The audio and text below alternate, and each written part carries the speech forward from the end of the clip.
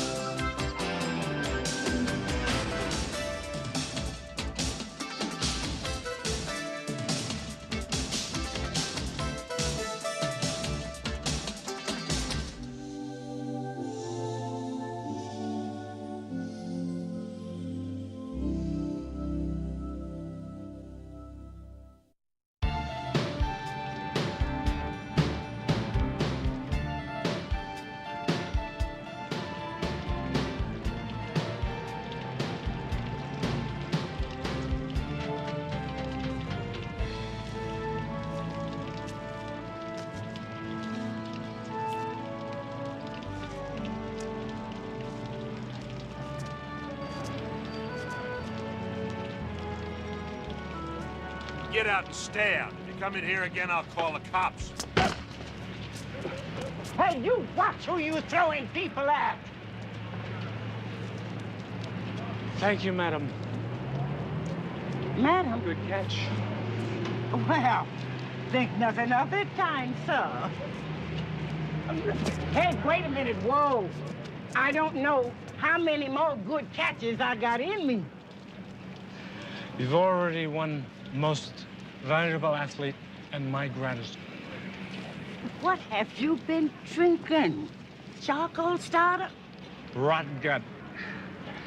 I've been working so hard at drinking, I must have forgotten to eat. For how long? Who's counting? No wonder you falling all over yourself. Come on, let's get you something to eat.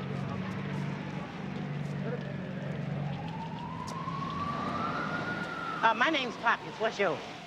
Oh, not as interesting as yours. It's John. John what? Just plain John. That's fine with me. Pleased to meet you, just plain John. Well, the thing is, you know, I haven't seen you before.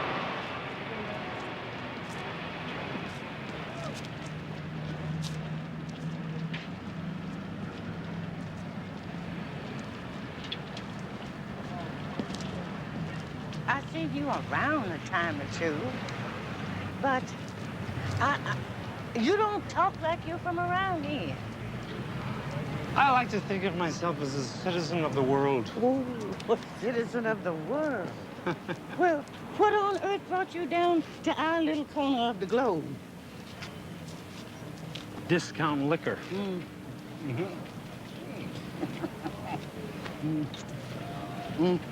I take a sip of sherry every now and then.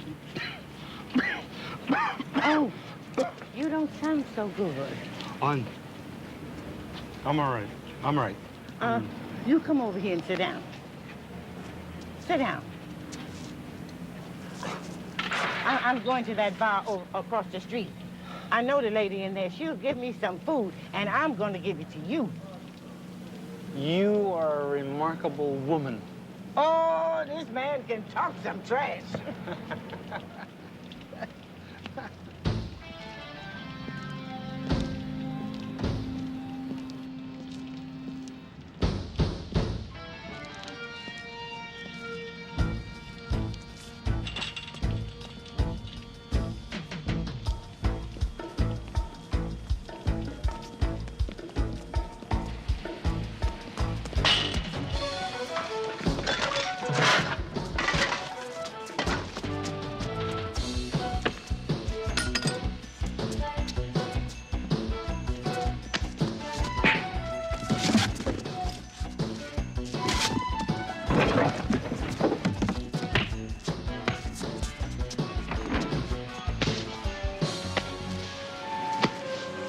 Stop it!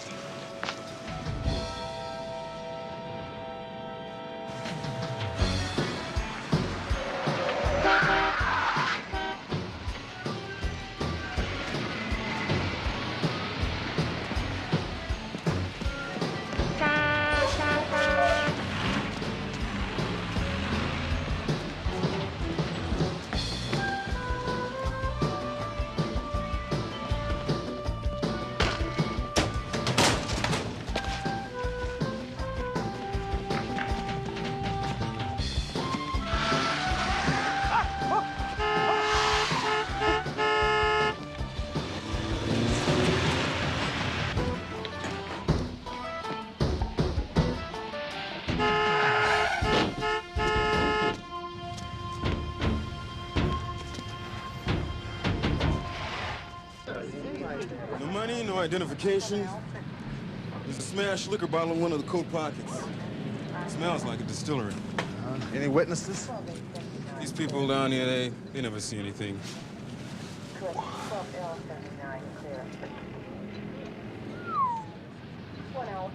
Who phoned it in? A woman, anonymous. Could be somebody in one of these buildings. Yeah. Okay, get him out of here. This is your beat, Myers. Did you ever see this guy before?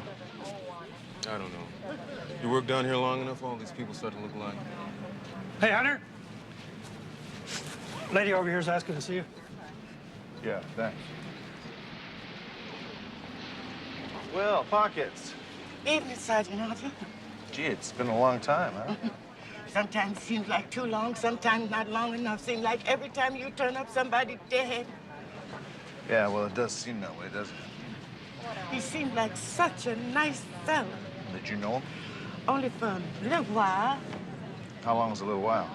maybe 5 minutes. We ran into each other down the street and got to talking. He didn't talk like he was from around here. What do you mean? Did he have an accent or something? No, he talked like somebody been to college, even though he was so drunk he could hardly stand on his own 2 feet. What was his name? Just plain John. He said he hadn't had anything to eat, and I went across the street to get him a sandwich. This sandwich right here. But I guess he won't be needing it now. Pockets. Did you see what happened? Yes, I suppose I did. I heard this noise in the alley, and so I looked, and there was this tall, skinny dude jamming this knife into this poor fella. Now, did you see what the tall, skinny dude looked like?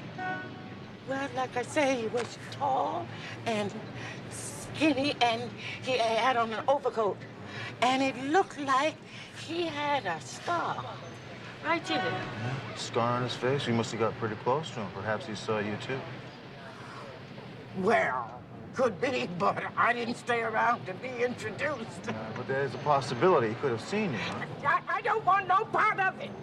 Now, you tend to your business and you let me tend to mine. Now, look, Pockets. Don't you be throwing that angry voice at me, Captain. I'm a lady. I know that, honey. I know you're a lady. I just wanted to tell you that if there's anything that I could possibly do for you, call me. I shall do that. Yeah. I really shall.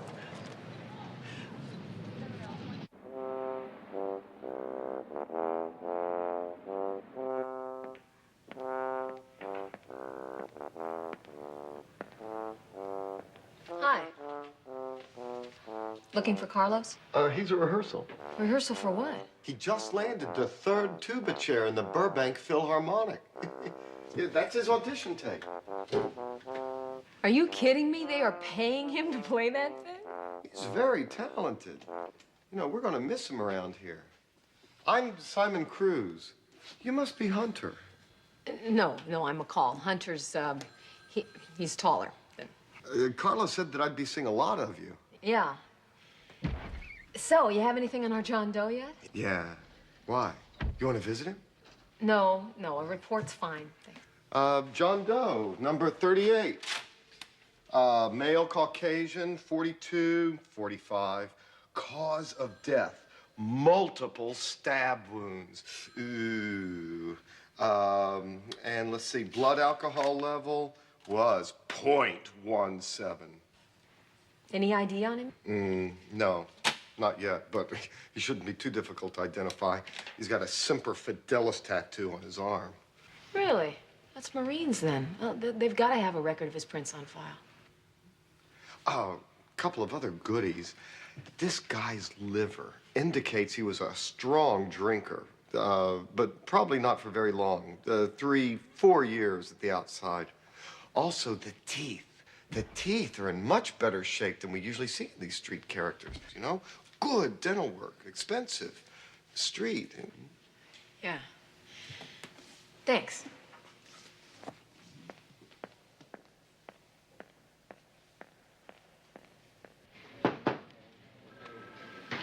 Charlie, got a minute? Good morning. Oh, you know what I love about this job? The paperwork. Ah, well, I've got a special place for that, too. We've got something real weird here, Charlie. Remember that John Doe we handled the other day? Mm-hmm. Well, we ran his fingerprints all the way up to the FBI computer in Washington, and there is no record of them anywhere. I mean, we're talking no local, no federal, no DMV, no nothing. He lived on the street, right? He could have slipped through the cracks. Yeah, maybe, but I don't think so. Not this guy. Well, number one, the guy was Anglo-American, and a witness described him as someone who had had a college education. Number two, he had great teeth. And number three, he had a Marine tattoo. Now, don't you think there would be some record of his prints somewhere? Check the military? Yep, zip. Yeah. Yeah, put him right through. It's your cloak and dagger friend. Bradley Wilkes? Wilkes. Brad, why is it I'm not surprised to hear from you? Because you're not the kind of guy who's easily surprised. Hunter, I have a friendly favor to ask of you. Oh, yeah, the favor wouldn't be about John Doe number 38, would it? I'd rather not discuss this on an open line. Well, you named the place. Riverview Park, South Side. About half an hour. Meet you there.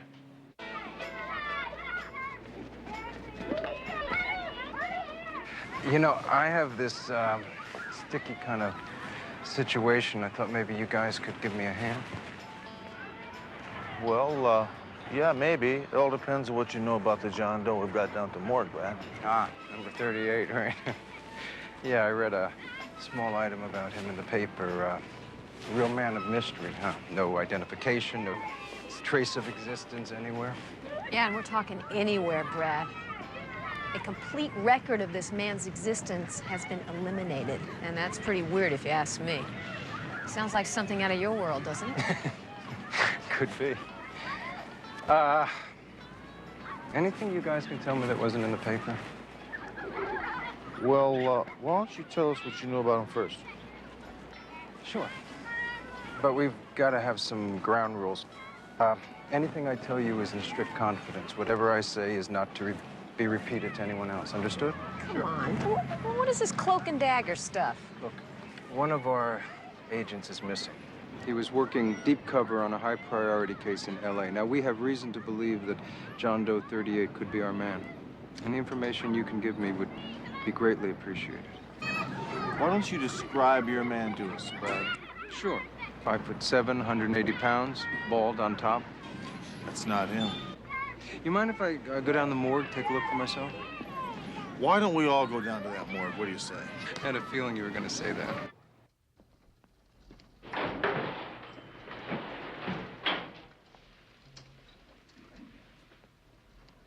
No, not even a faint resemblance.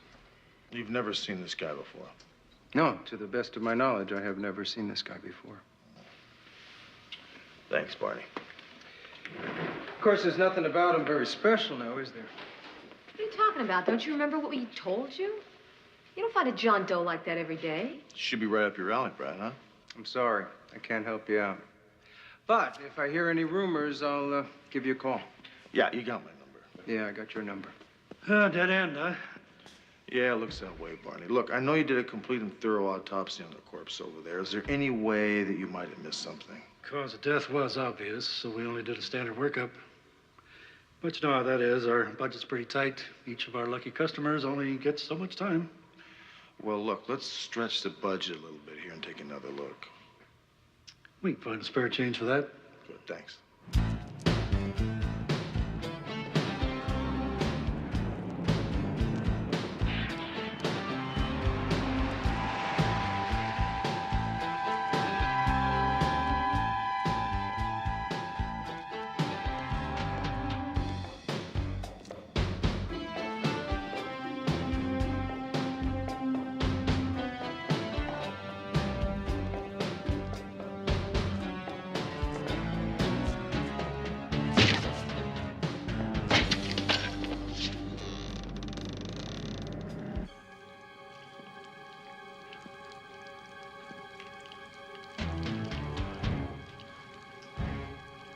Pockets.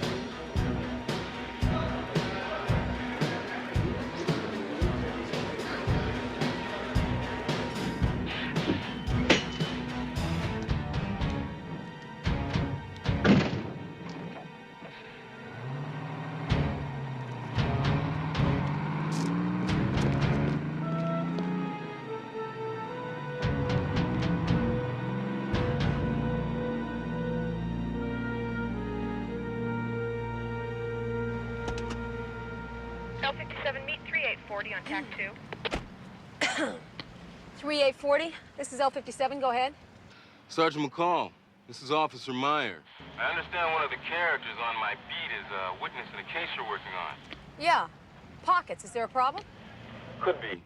I just got a call from the Mercy Mission. It seems Pockets was there earlier.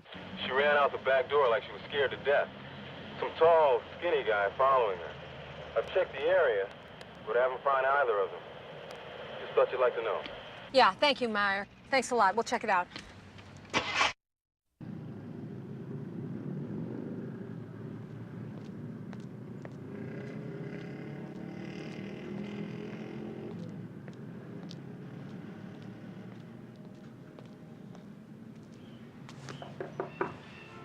Pockets?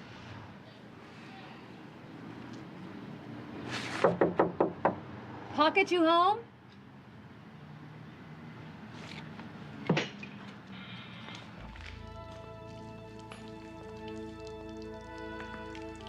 Pockets?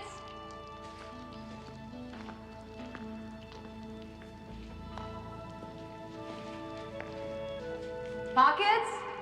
It's Sergeant McCall.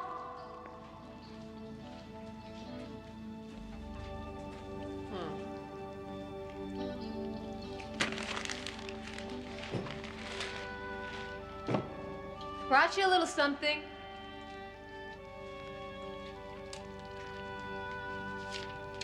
Hope you enjoy it.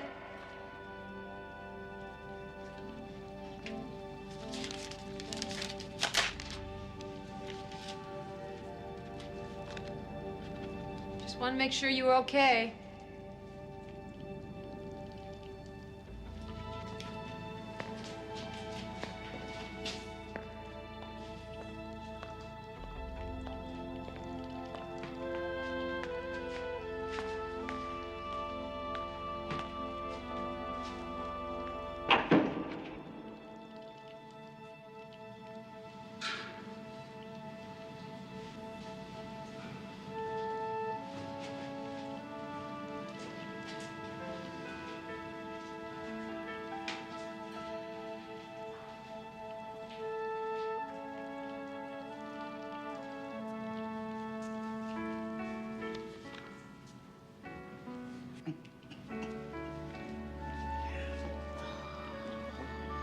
Bless you, Sergeant McCall.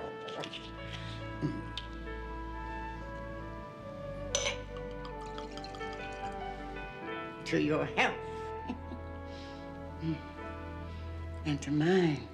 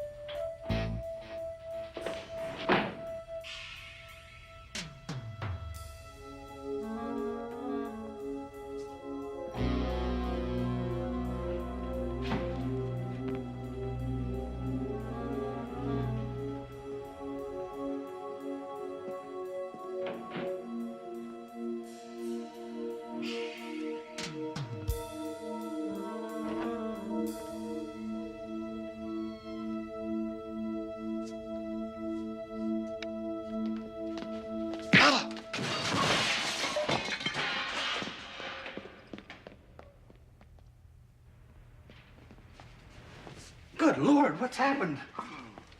I think he broke my nose. Hey, he dropped something. What is it? It's an ink pad. Ink pad, huh? That's exactly what I said. Did Simon get a look at this guy? No, not much. He said he was kind of tall and thin, and he thinks he might have had a... A scar on his left cheek? Yeah. Sounds like he may have been after fingerprints. Well, he didn't get him. I had 38's body upstairs in an autopsy. Did you find anything? Yeah, I sure did. This fella had plastic surgery of the best kind. Nose, cheekbones, chin. All external scars were neatly concealed. An expensive job. Okay, Barney, thanks.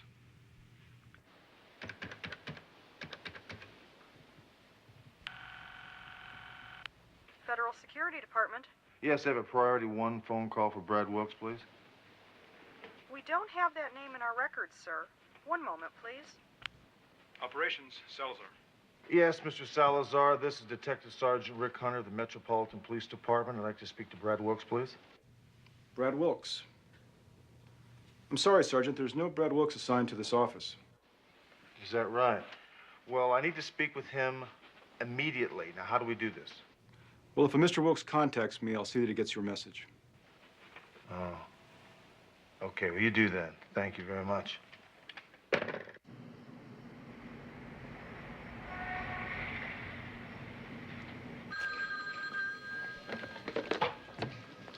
Homicide, McCall. Sergeant McCall, this is Pockets. What's the matter, Pockets? Where are you? That ugly sucker's following me. Where are you? I'm off cell clerk at the steam plant.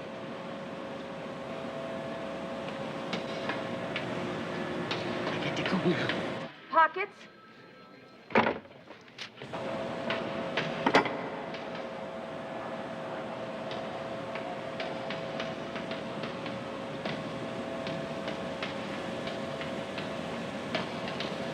L57 attack 2.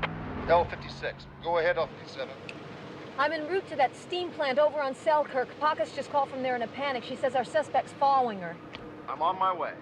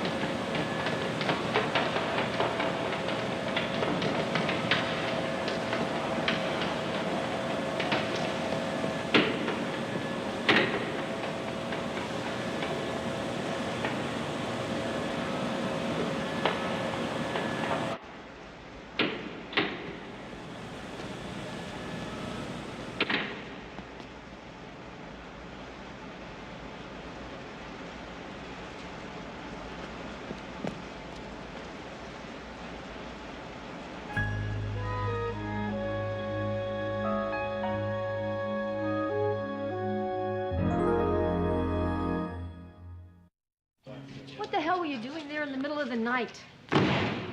Well, I use that place for a shortcut sometimes. And when I seen this ugly dude following me, I went in there because there's lots of hiding places.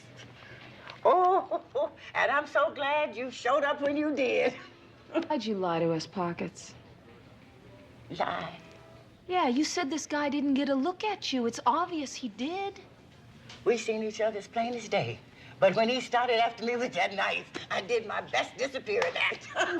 Well, why didn't you tell us that then? I suppose I thought it was all just gonna go away. Well, it didn't.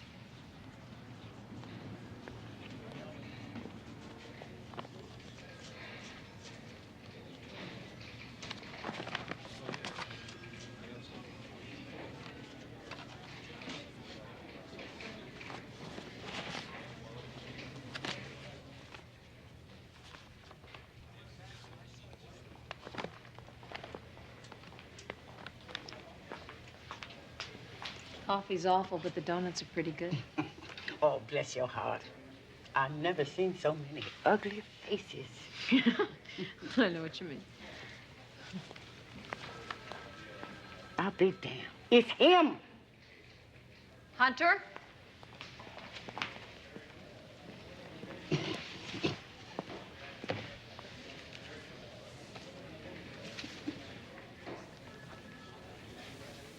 Marco Everett Foley.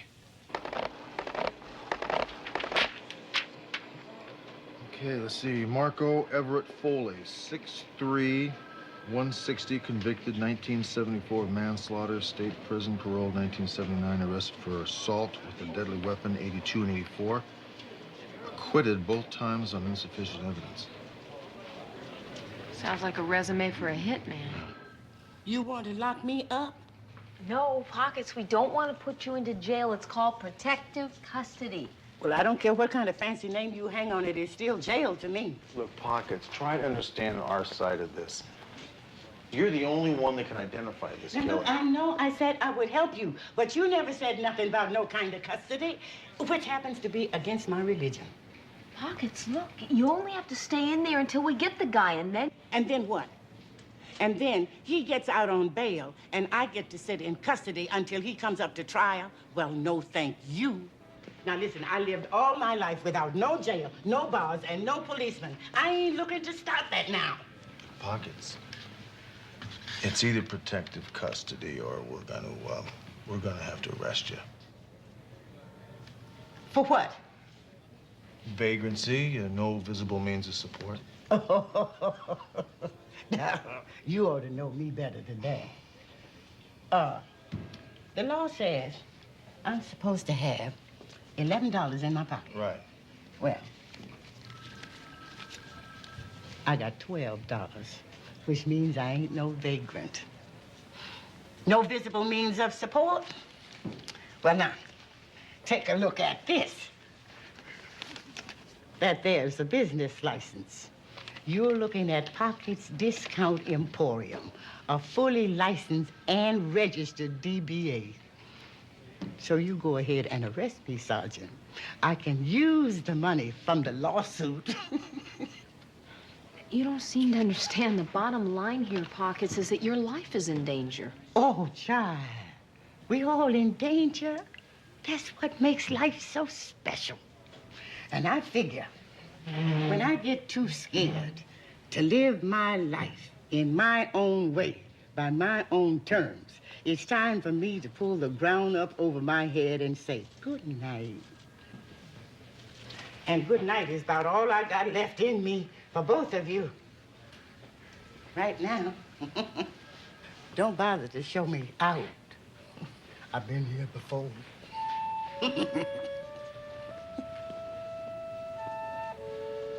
We can't just let her walk out of here. Can't do anything legally. Has to be something we can do.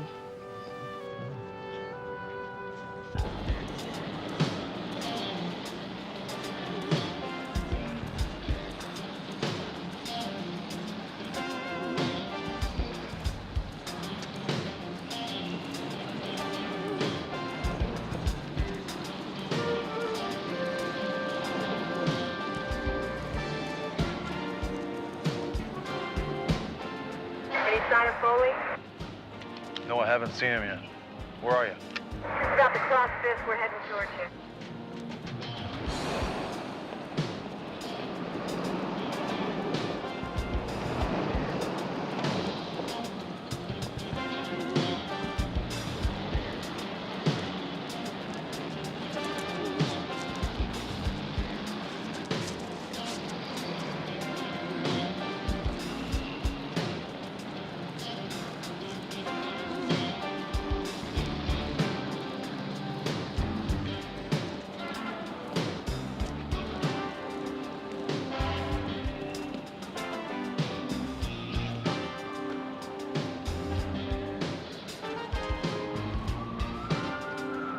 You just passed me on Colgate heading south. I'll pick her up on the corner of 8th.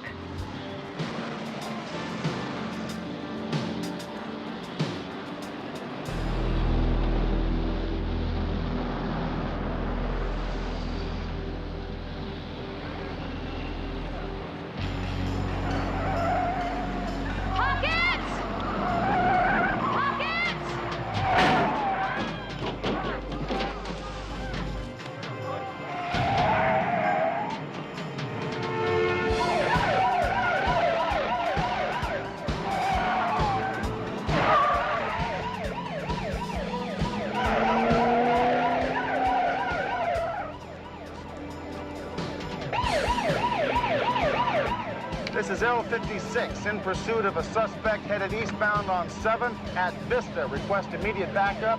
Also request paramedics at 5th and Los Angeles Streets. Pedestrian hit and run. L56 out.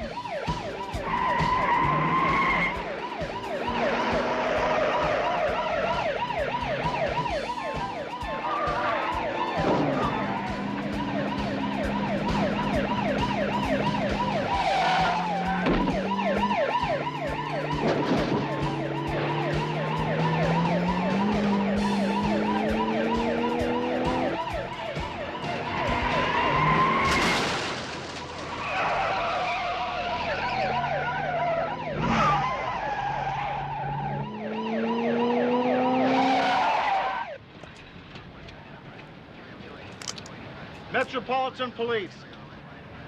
Put your hands upside down on the inside of the windshield, please. Do it!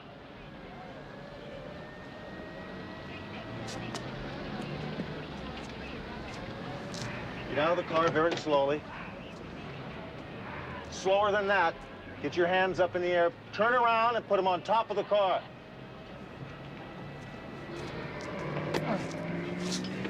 All right. You don't need to be rough. You haven't seen rough yet, buddy. Yes. Fine. All right, we'll see you downstairs in about 15 minutes. Right. That was Ms. Wyman from the DA's office. They made a deal with Marco Foley. Oh, really? He cops to second degree on the John Doe killing. In exchange, he admits it was a contract hit, and he agrees to help us nail the people who hired him. Tell you one thing, Pockets isn't going to be too pleased to find out Foley gets to skate free in a few years. Well, none of this is very fair to Pockets. Foley's a little guy. The DA wants the boss. Now, Foley's going to make a statement in 15 minutes. I'll see you both downstairs.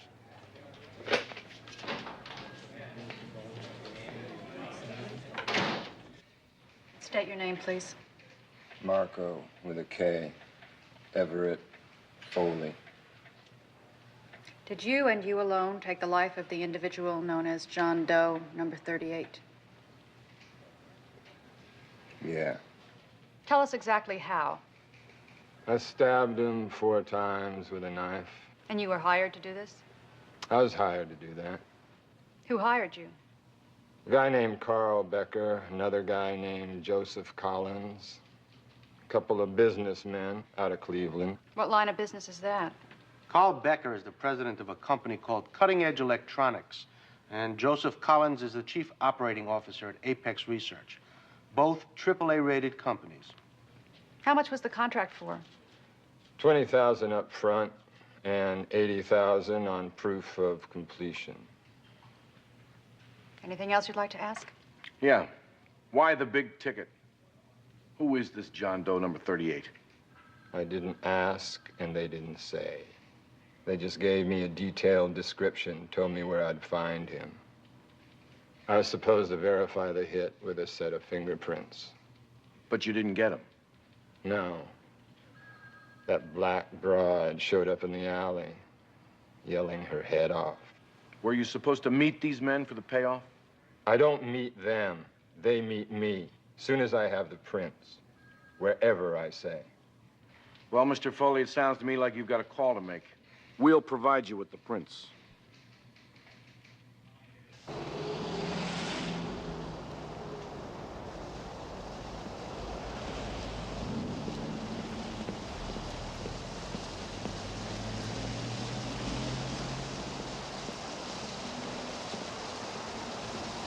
You guys are right on time.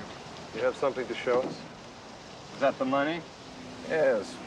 Where's your material?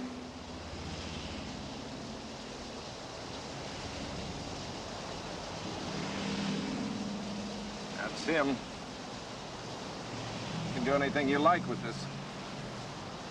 Nice meeting you, Mr. Foley.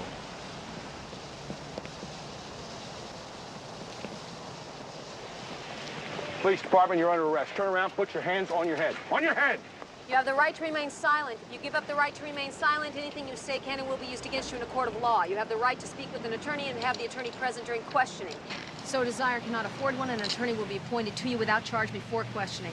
Do you understand each of these rights as I have explained them to you? You're making a big mistake here, officers. Really? What's in the briefcase? See for yourself.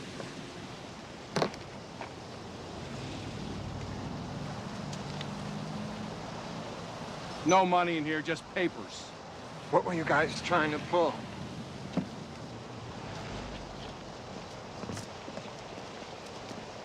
Business papers. They were supposed to be carrying an $80,000 payoff. They checked out the prints, and then they started to leave. It looked like a payoff to me. Me too. Me too. I believe you. But they're claiming Marco Foley contacted them on a matter of legitimate business. Then when he handed them a set of fingerprints, they figured it must be some sort of hoax. They tried to leave. Without the briefcase. Well, Mr. Collins claims he was just about to go back for it when you and your people made the arrest. Yeah, right. Either Foley's a lot smarter than he looks and sold us all a bill of goods, or Becker and Collins had word up front that Foley was hot. Foley doesn't matter. It's the two guys I'm worried about. We've got nothing to hold them on. Well, maybe I can fix that. Why don't you go see Pockets at the hospital? I'll hook up with you in about 2 hours.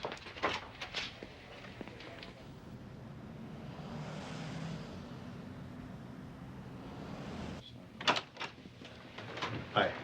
I'm looking for Brad Wilkes. I'm sorry, sir. Excuse There's me. I'm Salazar. What can I do for you? Oh, yeah, Salazar. I talked to you on the phone about Brad And I Wilkes. told you, Sergeant, there's no Brad Wilkes assigned to this office. Yeah, I'm still looking for him, and I think you're stonewalling. Excuse me? It's okay, Salazar. Come on in. Thanks for stopping by. You lied to me, Brad. You said you didn't know John Doe.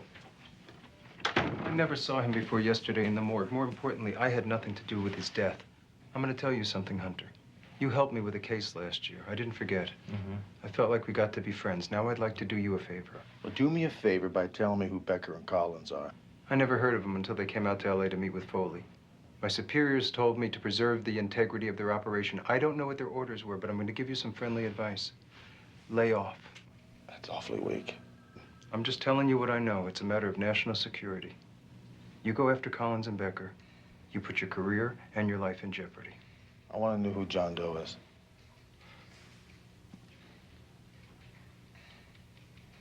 It was a burned-out case.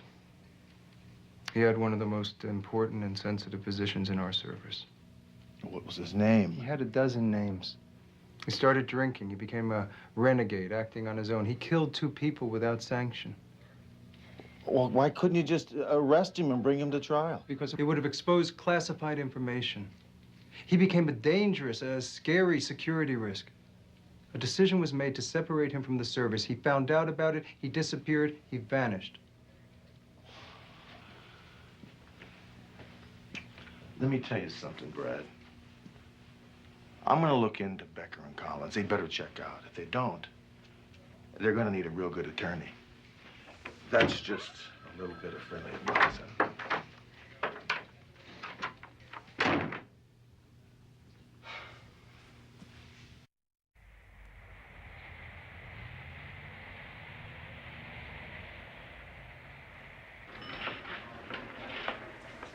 Hiya, Pockets. What do you think? Oh, shucks. You didn't have to get so fancy for me. Well, I picked him on the way in. He did not. The doctor said that we could not bring you a bottle of sherry, so we brought you a box of cherry cordials. And they're supposed to pack a wallop. Only you have to eat the whole box. You're gonna spoil me, yeah. Well, yeah. This nice room, color TV. I don't know how I ever got through the day without Pat and Van. A friend of yours came by to see me today. Mr. Wilkes. Brad Wilkes. Wilkes? Yeah. He's gonna pay for everything. He's such a nice man. Your attention, please. Really? It's He 5:30. really is. Visiting hours are now over.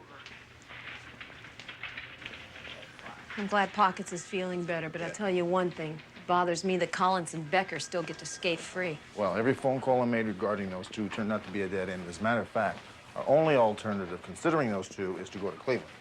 You really think that Captain Devane and the commander are going to give us the time and the money to go to Cleveland? No. So that's it?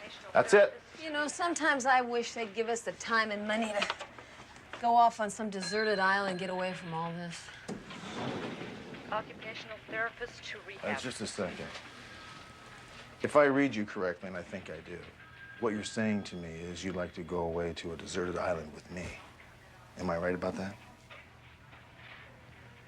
I'd rather go to Cleveland.